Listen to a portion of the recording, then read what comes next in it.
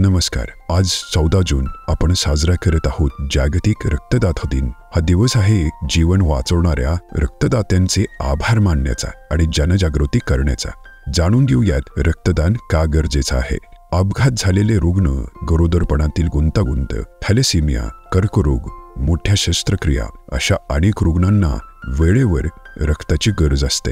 रक्ताचा कोणताही कृत्रिम पर्याय नाही, म्हणूनच रक्तदान ही सर्वात मोठी देणगी आहे. आता जाणून घेऊया ANM, आशा सेविका आणि इतर आरोग्य कर्मचाऱ्यांची भूमिका. गावातील लोकांमध्ये रक्तदानाबद्दल भीती दूर करणे, योग्य माहिती देणे. उदाहरणार्थ, रक्तदान सुरक्षित आहे, याचा आरोग्यावर वाईट परिणाम होत नाही. रक्तदान शिबिरांमध्ये लोकांना प्रोत्साहन देणे आणि वेळच्या वेळी गरजूंना मदतीसाठी रक्तदाता शोधणे. सर्वांनीच रक्तदान करताना काय लक्षात घ्यावं? वय 18 ते 65 वर्ष असायला हवं. वजन किमान 50 किलो. शरीरात हिमोग्लोबिन पुरेसे असणं. दारू आणि धूम्रपान टाळणं. आजारपण असल्यास तज्ज्ञांचा सल्ला घेणं. आणि रक्तदानाची पूर्ण प्रक्रिया साधारणपणे 15 ते 20 मिनिटात पूर्ण होते.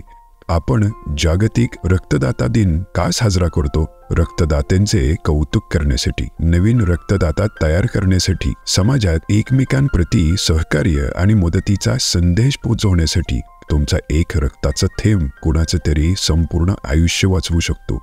चला, आपणही नियमित रक्तदान करून समाजात आपला हातभार लावूयात. हा व्हिडिओ तुम्ही किती जणांना शेअर करणार हे कमेंट सेक्शनमध्ये नक्की सांगा.